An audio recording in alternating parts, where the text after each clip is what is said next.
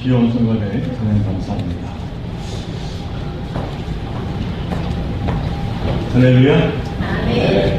하나님께서 오늘 주님을 참으로 사모하는 마음으로 주님의 나온 여러분들에게 성령의 충만한 은혜가 넘치시기를 간절히 바랍니다. 제가 아마 중학생일 때 교과서에 실린 것으로 기억이 됩니다만은 20세기 대표적인 미국의 시인 로버트 프로스트가 지은 가지 않은 길이라고 하는 시가 있습니다.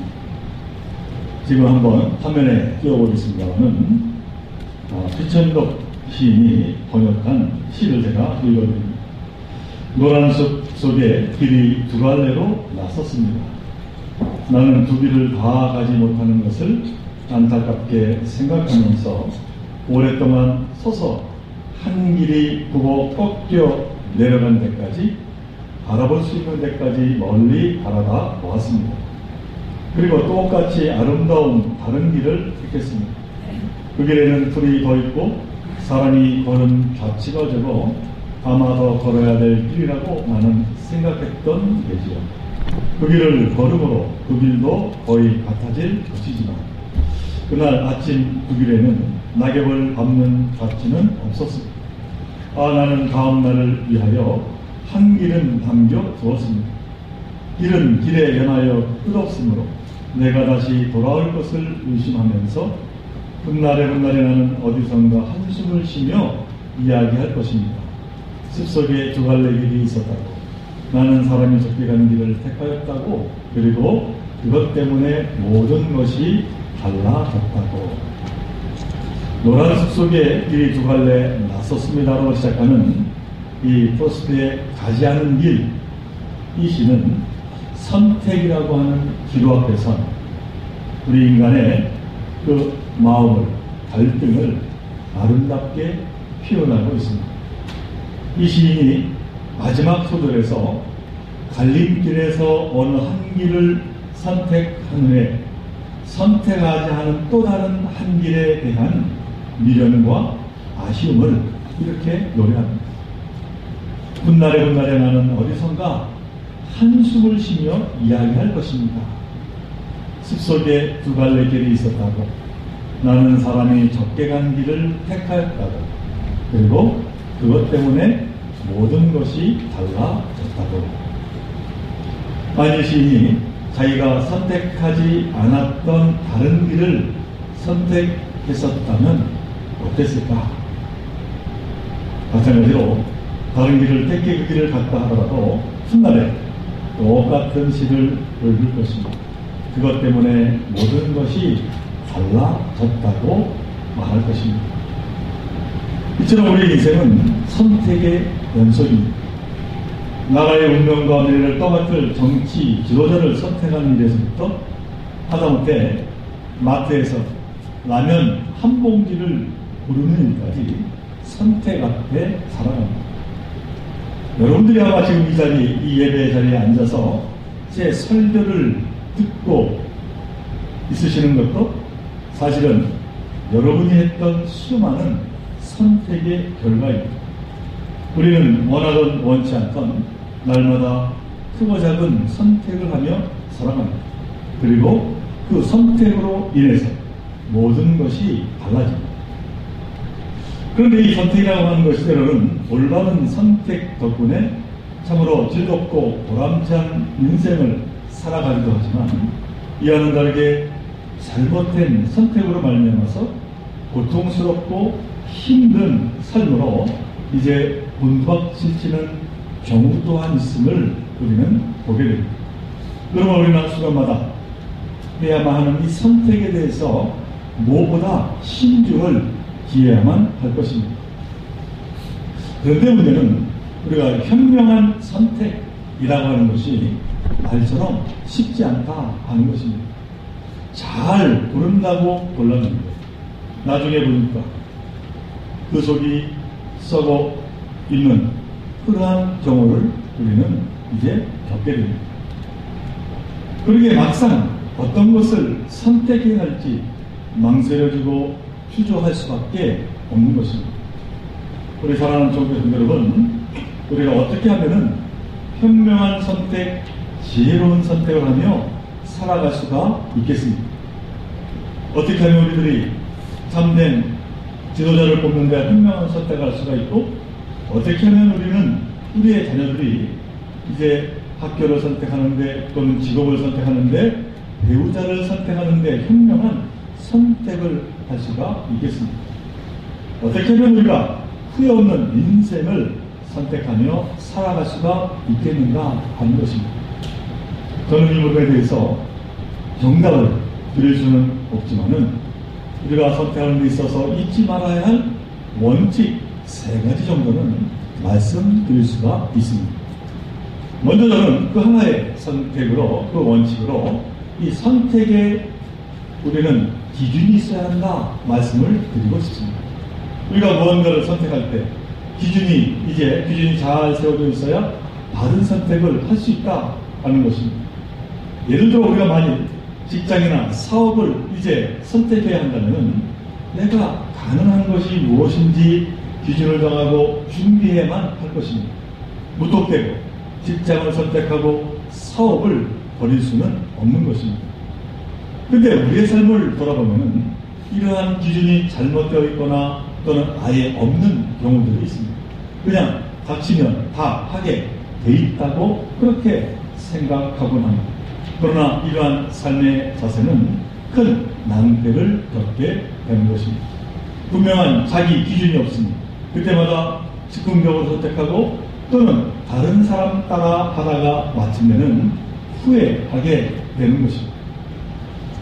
구약 창세기 13장에 보면 선택에 관한 말씀이 나옵니다. 곧 아브라함과 조카 롯에 관한 이야기입니다. 아브라함과 그의 조카 롯은 함께 고향을 떠나 이제 서로 동고동락하는 마치 부자식과 같은 그러한 관계였습니다. 그런데 이제 그들의 재산이 늘어나게 되자 서로 갈등하기 시작했습니다. 성경에는 두 사람의 하인들이 서로 다퉜다고 되어 있습니다만 어디 밑에 있는 사람들이 이유 없이 싸웠겠습니다.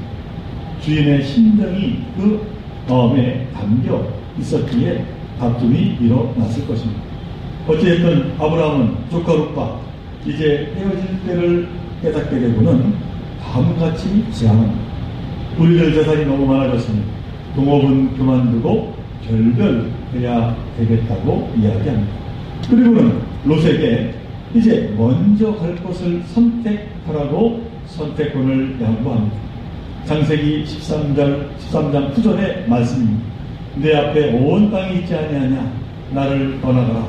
내가 좌하면 나는 우하고 내가 우하면 나는 좌하리라.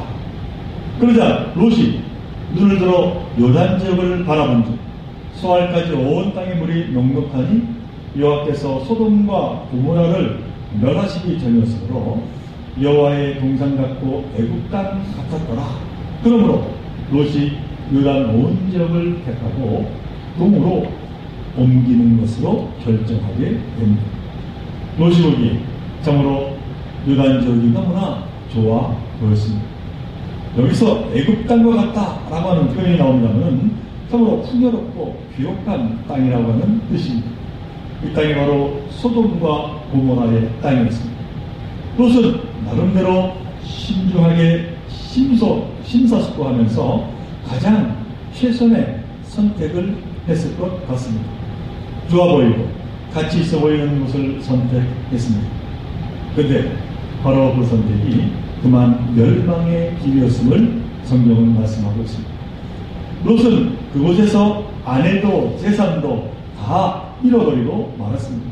순간에 선택이 그만 몰락의 길로 가게 된 것입니다. 롯에게 과연 무엇이 문제였겠습니까? 롯의 선택의 기준은 좋아 보이는 것이었습니다. 오늘날 우리들도 마찬가지입니다. 우리는 좋은 것을 고르려고 합니다. 보기 좋고 먹음직스럽고 탐스러운 것들을 우리는 고릅니다. 우리들의 직업의 선택의 기준이 무엇입니까? 수입이 좋고 사회적인 지위가 있고 이러한 것들이 아니겠습니까? 우리가 집의 선택의 기준이 무엇입니까? 교통이 좋고 가격이 오르고 개발 전망이 있는 이런 것들을 우리가 이제 염두에 두지 않겠습니까? 요즘 젊은이들이 배우자의 선택의 기준에 대해서 참으로 까다롭다고 합니다. 키도 커야 하고 외모도 좋아야 하고 학벌도 직업도 참으로 눈에 보이는 것이 참으로 좋아야 한다고 그들은 그들의 선택의 기준을 세우고 있습니다. 저는 전혀 종업들이 이상적인 배우자상을 말하면서 저는 상대방이 착하면 되고 외모 같은 것은 보지 않는다 이렇게 이야기하면 저는 이 말을 절대 믿지 않습니다. 이왕이면 다홍치 말하고 겉모습이 참으로 중요한 시대가 되었다라고 하는 것입니다. 근데 그것은 옛날이나 지금이나 똑같다 하는 생각을 해봅니다. 사사기에 보면은 삼손이 처음 아내를 고르는데 이방 여인을 골랐어. 부모가 한사코 만류하니까 삼손이 이렇게 대답했다고 성경은 기록하고 있습니다. 사사기 14장 3절 후반부의 말씀입니다. 내가 그 여자를 좋아하오니 나를 위하여 그 여자를 데려오소서 하니라. 여기서 내가 그 여자를 좋아하오니 라고 하는 그 영어의 표현을 보니까 이렇게 되어 있습니다. She looks good to me. 곧 내 마음에 들고 내 눈에 좋아 보인다 하는 것입니다.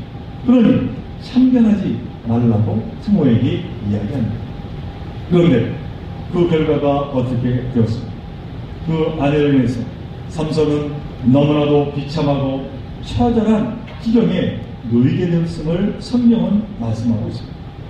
왜 그렇게 좋아 보이는 사람하고 결혼을 했는데 그렇게 고통스럽고 오래가지 못한 것일까? 사랑하는 성교성 여러분, 우리의 삶의 기준이 바뀌어야 돼야 될 줄로 믿습니다. 이 세상 살아갈 때 겉만 보고 거기에 현혹되는 경우가 너무나 많습니다. 그러나 참된 선택의 기준은 겉모습 외형이 아니다라고 하는 것입니다. 멋있어 보이고 좋아 보인다라고 덥석 골랐다가 큰 낭패를 보는 경우가 허다하다 하는 것입니다. 우리는 외향이 아니라 내면을 들여다 볼 줄 알아야 합니다. 성경적으로 말하면 하나님의 기준으로 세상을 보아야 한다라고 하는 것입니다. 하나님이 택한 종들은 어떠한 자들이었습니까? 세상의 눈으로 보기에는 너무나도 부족한 자들이었습니다. 요셉은 형제들의 미움으로 인해서 노예의 신분이었던 자였습니다. 모세는 80이나 되는 늙은 목동에 불과했습니다. 다윗 또한 한낱 양치기였습니다. 그러나 하나님은 그들의 내면을 보았습니다. 그들의 신실함을 보았고 그들의 중심을 보았습니다. 사랑하는 교회성 여러분, 하나님의 기준을 나의 기준으로 세우며 세상을 바라보시기를 간절히 바랍니다. 세상의 기준에서 벗어나 말씀 안에서 그 기준을 찾으시기를 바랍니다. 그럴 때 우리는 온전한 성공의 삶을 이루어가게 될 줄로 믿습니다. 그 다음 두 번째로 우리가 기억해야 할 원칙은 선택이란 어떤 것을 고르는 일과 동시에 다른 것을 다 내려놓고 포기한다 하는 것입니다. 골라서 지는 것만이 선택이 아닙니다. 나머지를 버리는 것까지가 선택의 완성이다 라고 하는 것입니다. 우리가 A의 성을 가진 사람과 결혼하기로 선택했으면 B나 C나 그 누구든지 다 잊어버려야 하는 것입니다. 다 내려놓아야 하는 것입니다. 그런데 그 중에 B랑 결혼할 걸 A랑 괜히 결혼했다고 후회하는 분들이 참으로 많이 있습니다. 아마 모르겠네도 그 역시 후회하지 않겠습니까 하는 생각으로 우리가 믿음도 그렇습니다.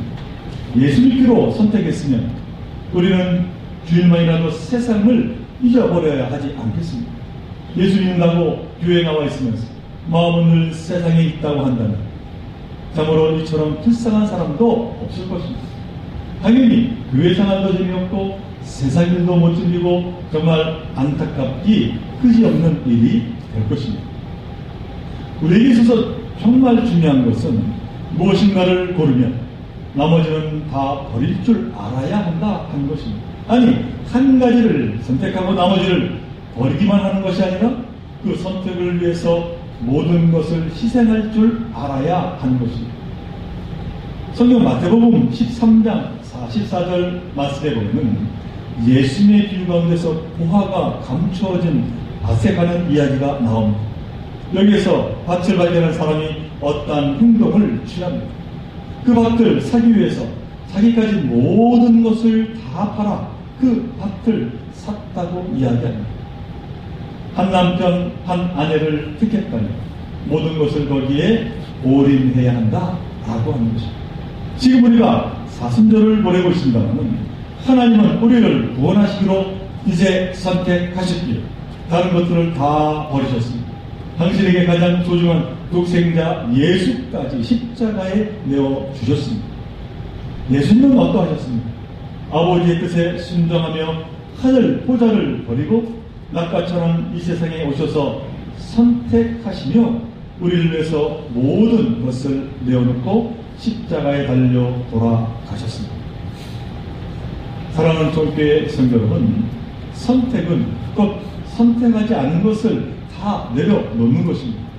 그 기준으로 이것 좋은 교회에서 서로 격려하며 믿음 생활하시기를 간절히 바랍니다.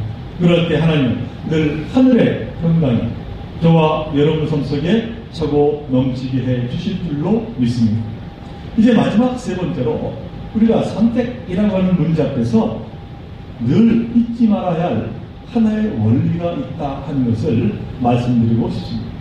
그것은 내가 그 무엇인가를 끊임없이 선택하면서 살아가는 동안 나 역시 그 누군가에 의해서 계속 선택되어져 왔다라고 하는 사실입니다. 모든 선택에는 반드시 주체와 객체가 있기 마련입니다. 선택을 하는 쪽이 있으면 선택을 받는 쪽이 있습니다. 그런데 문제는 여태껏 우리는 자신이 선택의 주체, 곧 선택하는 사람들만 생각하며 살아가고 있었다라고 하는 말씀입니다. 나 또한 선택되어지는 객체임을 잊고 살아가는 참으로 어리석고 교만한 존재라고 하는 사실입니다.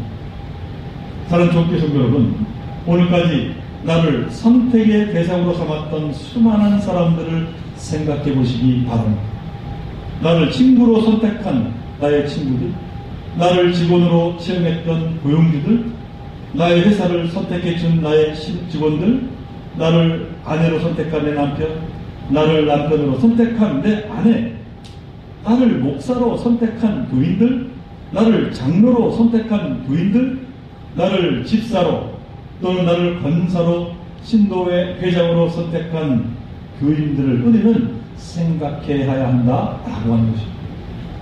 혹시라도 누군가가 나를 선택했다가 이내 실망하고 후회하고 있지 않은가 하는 생각을 여러분들 해보신 적이 있습니다. 내 아내는 나만 믿고 선택했다가 나로 인해 수많은 세월을 눈물과 한숨으로 지내오지 않았을까? 내 남편은 어떨까? 내가 선택의 주체줄만 알았는데 나도 끊임없이 선택당하면서 살아왔다고 생각하니 참으로 발가벗은 느낌을 지울 수가 없는 것입니다. 그들은 나를 어떻게 생각하고 있을까? 그 선택에 그들은 만족하고 있는 것입니다. 이 시간을 읽고 무엇보다도 참으로 기억해야 할 것이 있습니다. 그것은 하나님이 바로 여러분들을 선택하셨다 하는 사실입니다. 하나님은 죄와 허물로 죽을 수밖에 없는 저와 여러분들을 자녀로 선택해 주셨습니다. 그런데 그 선택은 결코 우리의 조건 때문이 아닙니다. 우리가 부족함에도 불구하고 선택하셨고 우리가 죄인이지만 선택하셨습니다. 오늘 신명기 본문에 보면 하나님께서 이스라엘 백성들을 택하셔서 약속의 땅으로 인도하셨던 그 이유는 그들이 선택받을 만한 자격이 있어서가 아니라고 분명히 말씀하고 계십니다. 오히려 모든 민족 중에 가장 적은 자들이라고 말씀하고 있습니다. 여호와 하나님께서 다만 너희를 사랑하심으로 말미암아 선택하셨다 말씀은 하나님의 은혜일 뿐이다 라고 하는 사실입니다.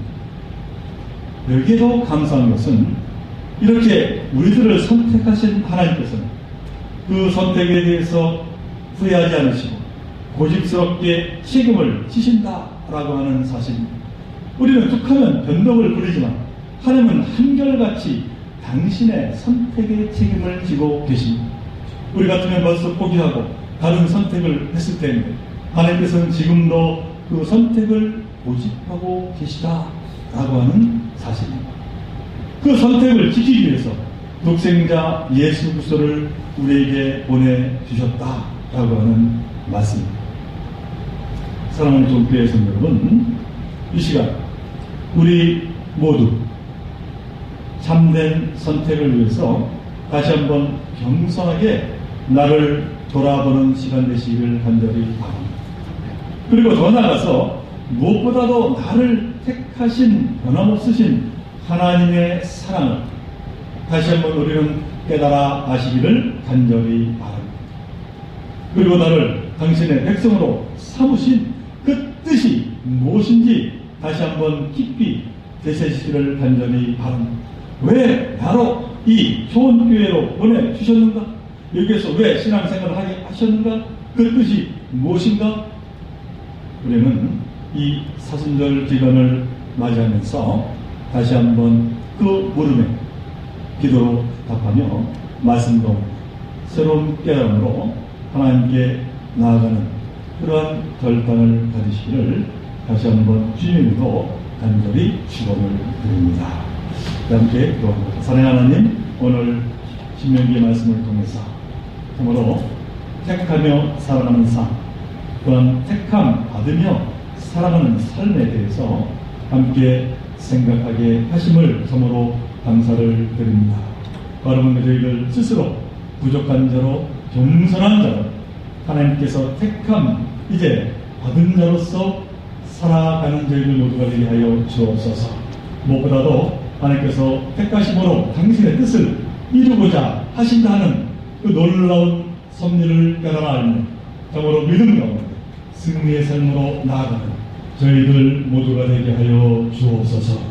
이 모든 것 우리 주 예수 그리스도 이름으로 간절히 기도하옵나이다. 아멘.